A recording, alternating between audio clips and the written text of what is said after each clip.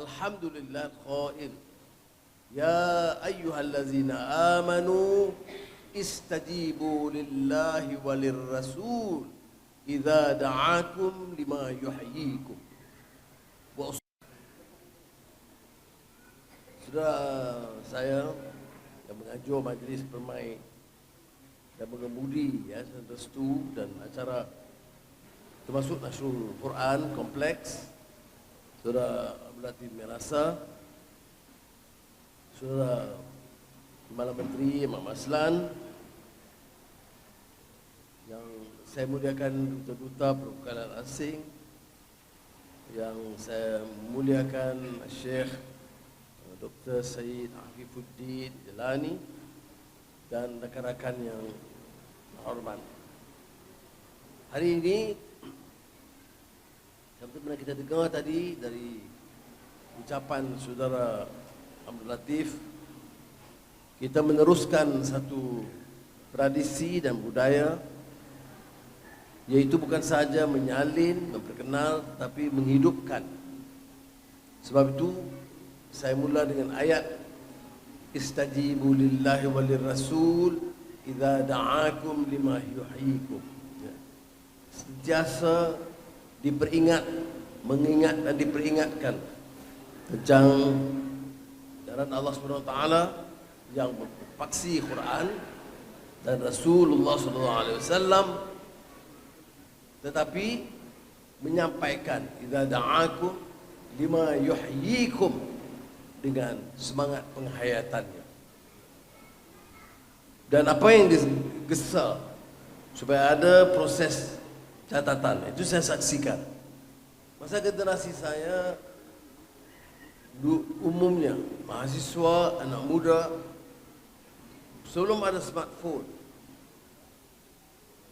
terutama dalam budaya saya dalam ABIM dulu, kita wajibkan anak-anak ada buku catatan yang disebut adab madani, supaya bila kita dengar dalam majlis ilmu, kita dengar syekh-syekh besar, ada kesaan, ada pandangan, ada kupasan Al-Quran dan syarahnya dan tafsirnya, ada hadis dan syarahnya, kita catat. Ada pandangan-pandangan baru, tetapi budaya ini kian hilang. Kita boleh guna smartphone tentunya, tapi catatan itu bagi saya penting, kerana tidak mungkin seseorang itu hebat seperti mana jua pun mampu mengingat semuanya, melainkan ada buku catatan. Jadi saya ucap terima kasih kepada Saudara Abdul Latif terus menghidupkan budaya ini. Kita semua tahu Islam itu tegak dengan budaya Iqra, tetapi amalannya itu kurang. Sebab itu bila saya baca, saya pilih dengar tadi Syekh doa dia, saya ingat tentang idza da'akum lima yuhyikum, menghidup, menghayati dari yang sekecil-kecilnya kepada tentunya isu-isu pemerintahan, peraturan, hukum, undang-undang.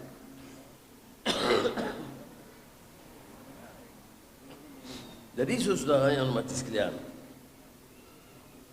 Yayasan Restu ini tentunya atas ikhtiar Saudara Abdul Latif Mirasa. Tapi dia ada hubungan dengan antarabangsa. Sebab pada tahun 1994 saya dijemput oleh rakan-rakan Indonesia semasa pemerintahan Presiden Suharto hadir dalam festival Istiqlal, yaitu di Masjid Istiqlal. Sambutan yang hebat, luar biasa.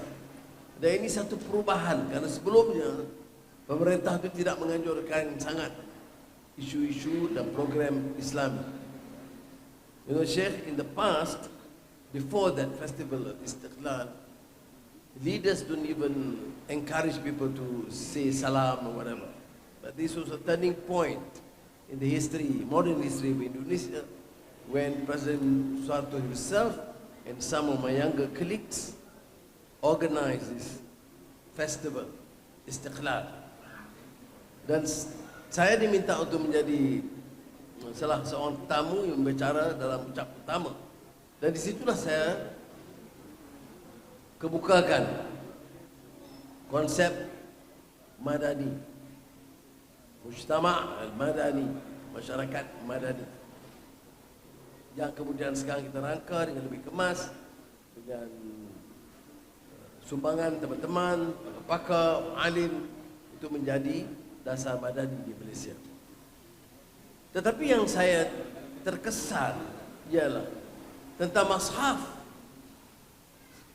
sempena anjuran Festival Istiqlal. Bila diterang kepada saya, tiap halaman itu dari budaya tempatan. Quran tentu Quran, ya, tidak ada perubahan. Tetapi halaman pertama dari motif Minang, halaman kedua motif Palembang, halaman ketiga motif Betawi ataupun Solo dan Sunda. Jadi saya kata ini mana menghidupkan Islam yang tegak, yang mesejnya universal, tetapi menghormati, menyantuni, memuliakan leluhur bangsa, hasil yang disampaikan oleh nenek moyang kita yang disebut leluhur bangsa, dengan keindahannya, motifnya yang kadang-kadang ditinggalkan. Jadi bila saya lihat begitu, saya kata saya pun balik terus manggil Latif, baik buat Quran, tapi boleh tak kita ambil motif Kelantan, Terengganu, Sabah, suku-suku kaum, Kedah, Pulau Pinang, semua itu, supaya dalam Quran itu, Quran tapi sentiasa seni dan budaya itu universal. Jadi seni yang diterapkan untuk keindahan. Kerana sebenarnya dalam agama dan dalam kehidupan, kita boleh sebut madani ini memperkasa ekonomi, betul. Walaupun kita ada masalah ringgit, tapi pelaburan tahun lalu paling tinggi dalam sejarah. Jadi kadang-kadang orang lupa, bila jadi isu politik ni dan nak hentam saja. Sudah, kalau dunia tidak ada keyakinan, pelaburan akan tentunya tahap yang perlahan. Dunia dan pelabur ada keyakinan, maka kita catat pelaburan tertinggi dalam sejarah Malaysia. Inflasi menurun, kadar pengangguran menurun, pertumbuhan dapat kita pertahankan dalam keadaan dunia lembab dari segi pertumbuhan ekonomi. Jadi saya sebut hal ini kerana penting untuk kita faham, ya, walaupun kita harus tangani masalah ringgit, betul, tapi yang ditentukan oleh Amerika Syarikat. Sebab itu di antara langkah kita ialah perdagangan Malaysia yang terbesar ialah dengan negara China. Dengan negara China sampai hari ini 25%, banyak 250 bilion minimal adalah menggunakan ringgit dan mata wang China, tidak guna dolar. Dengan Indonesia sekitar 18%. Dengan Thailand 20% dari perdagangan guna ringgit dan baht. Kalau kita guna ringgit dan mata wang China RMB, maka isu dolar tak ada kesan. Kita bimbang kalau bila ringgit jatuh, kemudian inflasi naik,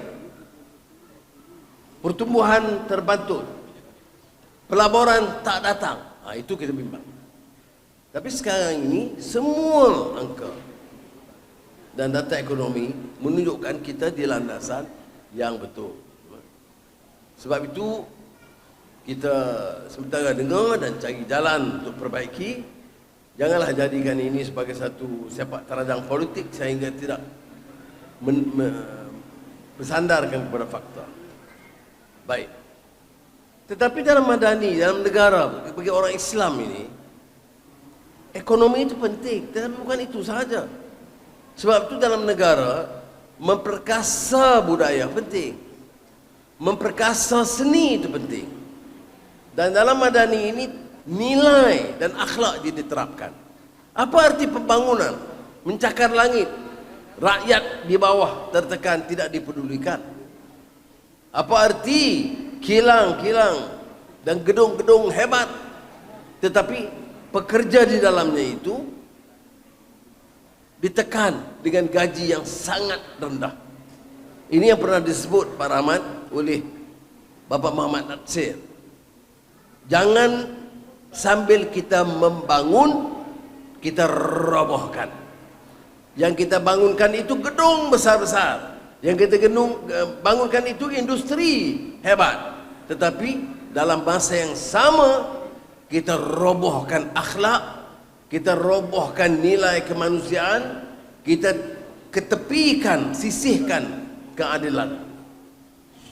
Gedung dan syarikat untungnya berbilion ringgit, pekerja gaji terlalu rendah, sukar untuk makan dan untuk menjaga keluarga. Gedung hebat, pendapatan tinggi, tetapi akhlak pekerja itu kian meleset. Ini yang disebut jangan sambil membangun kita robohkan. Apa kaitan dengan ini? Dengan Quran. Kan Quran menetapkan soal akhlak, soal nilai. Kalau tidak ada akhlak dan nilai, maka pertimbangannya hanya gedung. Tapi kita berbeda. Kita tidak ikut teori-teori ekonomi barat. Kita masih tekankan apa yang disebut values, ethics, morality in development. Jadi saya harap kita cuba hayati ini. Ini bukan hal yang mudah. Ini soal nilai. Orang kata dia tak nak nilai, dia nak wang.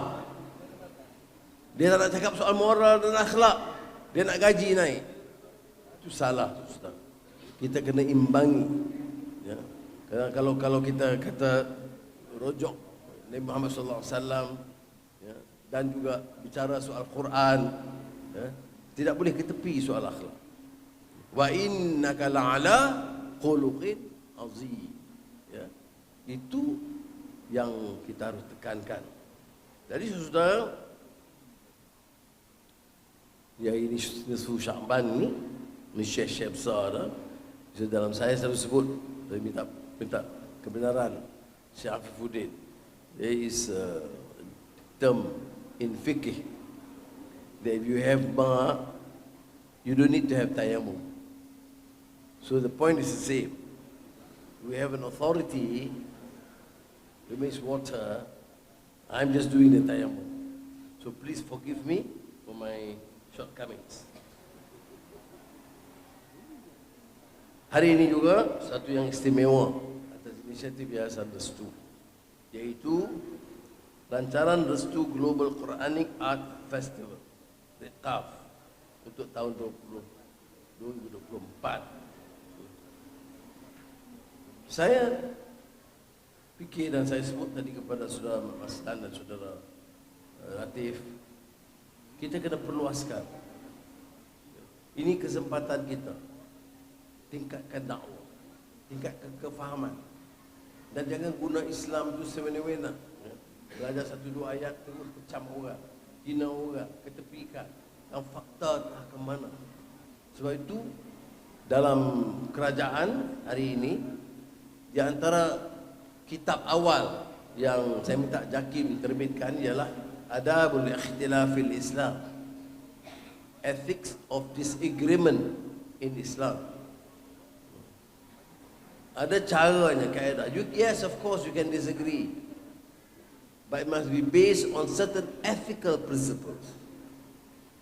You don't condemn unnecessarily. You must get the correct facts. You must show enough compassion and understanding. Kemudian untuk tahun ini, untuk semua pelajar Islam, saya telah minta Kementerian Pendidikan, semua pelajar Islam negara ini mesti membaca kitab 40 hadis Matan Arba'in Imam Nawawi. Matannya terjemahannya dan syarahnya. Ini hadis 40 yang semua kita lazim tahu. Jadi kita ada terjemahannya, ada syarahnya. Saya sedang telah berikan Mujakim proofreadnya. Saya akan minta mereka untuk perkemas, tanya lagi authority lain supaya penafsiran itu tepat dan mendalam. Apa maksudnya? Mesti ada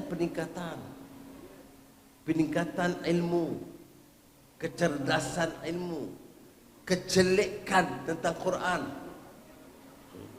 Seorang syekh saya asal min Iraq, Syekh Dr. Syekh Taha Jabir Al-Alwani. Dia sebut tentang manhaj Al-Quran,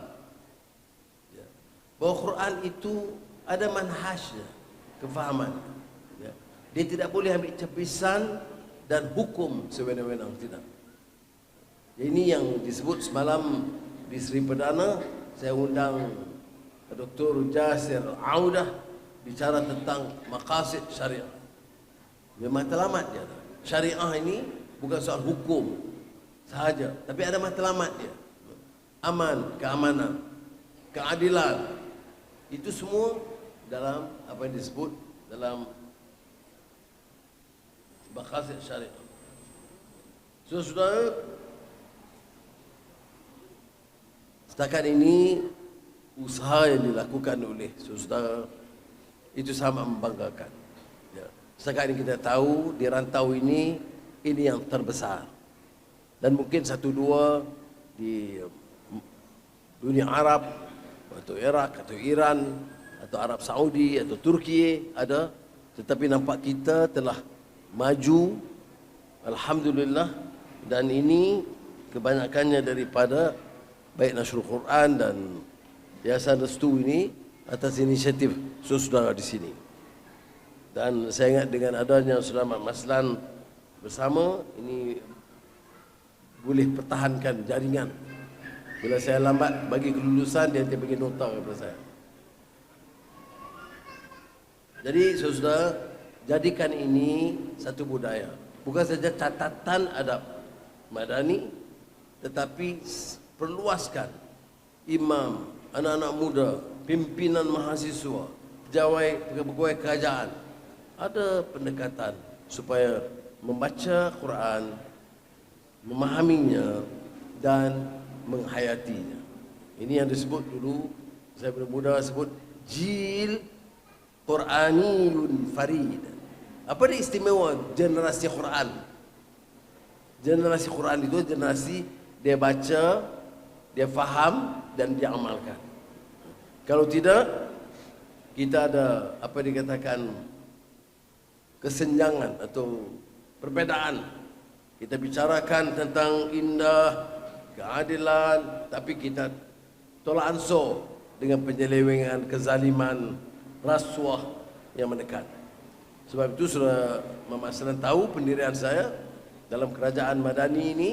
Saya tidak mau tolak ansur lagi tentang prinsip tata kelola dan bersihkan negara daripada rasuah, di mana pemimpin bila naik jadi pemimpin, dia kira bagaimana nak kaut habuan dan tidak untuk memikirkan nasib rakyat. Ini bagi saya manhaj Al-Quran. Kalau tidak, kita bicara bagaimanapun tidak mungkin meyakinkan. Sekali lagi saya ucap terima kasih, tahniah, dan dengan lafaz Bismillahirrahmanirrahim saya melancarkan Restu Global Quranic Art 2024 dan buku adab madani. Assalamualaikum warahmatullahi wabarakatuh.